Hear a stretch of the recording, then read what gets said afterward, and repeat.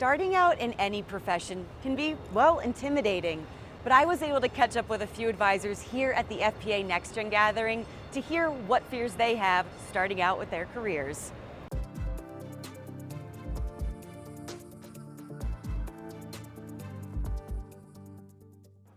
So Landon, being a next generation planner, what were some of the fears you had coming into this industry? So coming into this industry, I think I came in a very much more of a non-traditional way. More of that kind of old style where you're building your own practice, your own book of business, which most advisors really aren't having to do these days. So I guess my biggest fear was just figuring out how am I going to make this work. And most people said, stick with it for at least 3 years and be consistent with it. And I'm not a very patient person. And so that was like my biggest fear was, how am I going to build my client base? How am I going to effectively run my firm, or I guess my individual practice, the way I want to? And so that was probably the biggest fear, is just getting started, trying to figure out how I'm going to build my client base and really having an income, because I started off at a $0 income. So it's changed a lot even over the last 5 years, but for myself as a college graduate who did not take the CFP curriculum yet, it was really tough to find a job, especially looking out of state. I think it's changed a lot over the last few years. There's a couple different recruiting companies that are geared towards financial planners, but as a fresh college graduate, it was really scary, like trying to find the right firm. There's so many different types, and not all are going to be a great fit for everyone, so navigating that journey. But then once you find your firm and find your home, it's really all worth it. And nowadays there's so many really great resources that students and career changers can take advantage of to find their dream firm.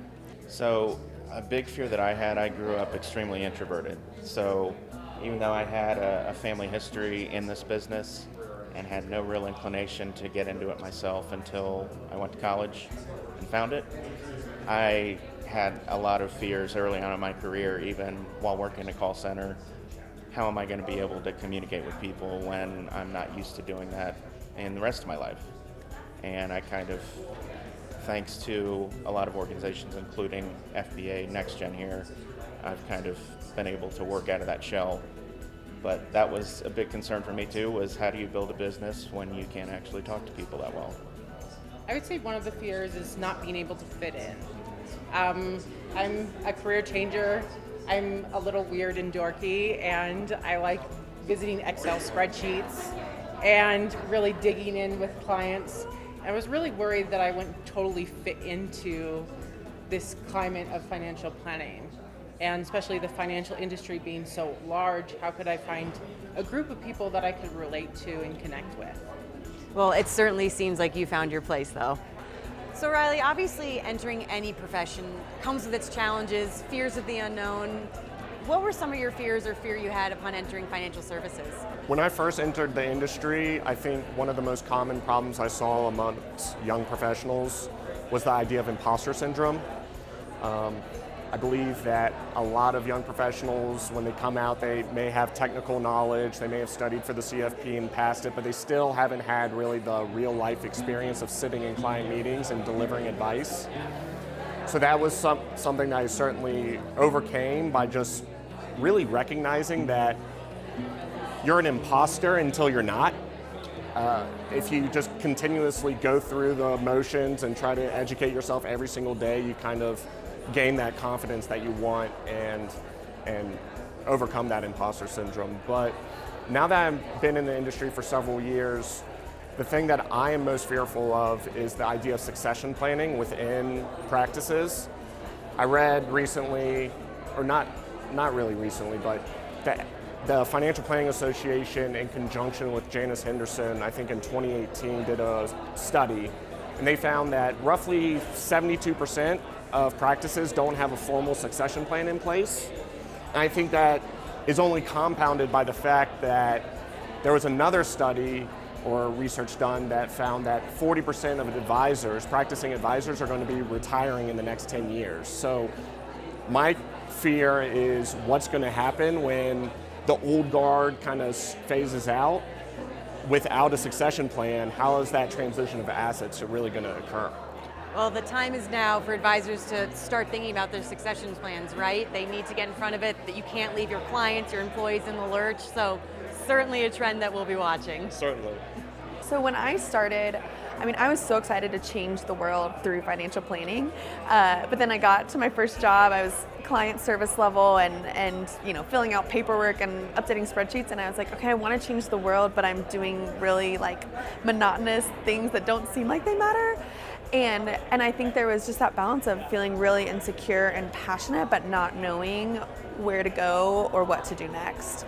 But then also feeling like being young, I didn't know if I'd be welcomed or respected. I felt like I was behind everyone, and all that to say, I think once I really understood that the paperwork and all of that is so important, even though it can seem monotonous, I just got to see like the detail level of being able to interact with the client, do things diligently, and that over time then you earn the trust to be able to do the bigger things. So still trying to change the world through financial planning, and I'm like a step forward, but also still I think it's when you have a big heart for the industry and for clients, it's just a long time horizon to be able to really make an impact. But then also like the day-to-day little things are so impactful too. I was going to say, don't forget that on the day-to-day basis, you are making a difference. Whether you're in Excel, whether you're talking to clients, yes. You are making an impact. Which is so, I think I see more of that now. Of course, the more years, the more like interactions you get with clients and thank yous and all of that, like it adds up and accumulates. But early on I was like, what am I doing? Like, am I doing a good job?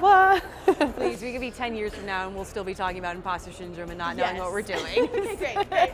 So don't worry, you are well on your way, and I am totally convinced I will see your name on a billboard somewhere that you are changing financial services for good here. Yeah, so I had known I wanted to be an advisor from a very early age. And so for a long time I was really manifesting it, saying I want to be a financial advisor, this is what I want. And so I had a huge fear that I was going to come into this industry after telling everyone in my life this is what I wanted and that I was going to hate it. Luckily, very quickly I realized that was not the case, and I love what I do every single day. I even say like on my worst days I'm still helping people, so it's really even not that bad. I think it's just learning who you want to help. There's so many people out there that need that help. One of the things that I had started to focus on is more of a niche and focusing on individuals in a certain specialty, so biotech and technology, Gen Z and millennials that have specific needs, and it helps those initial conversations when you understand what situation they're in and the help that they need. You have to commit to it because it doesn't happen overnight. It's not like all these biotech and tech professionals are going to start calling you. It's important to really believe in that and continue to grow that and become that name so that people can come to you for that help. And how did you overcome that initially? Obviously you're well versed now, but initially starting out, how did you overcome that fear of essentially having to build your book? Still working on it. So, one of the things is less about where the business that I'm going to get from this now, and more about how can I become truly a thought expert in the industry. So not about every person I talk to needs to become a client, but who are the people in my network that I can grow and learn about the challenges and the needs that they have. Going to conferences in biotech and tech to learn the language that they're talking about, and really just trying to grow in that industry first, and hopefully it coming from that. Well, it sounds like you're well on your way, so congratulations on all the success you've had so far.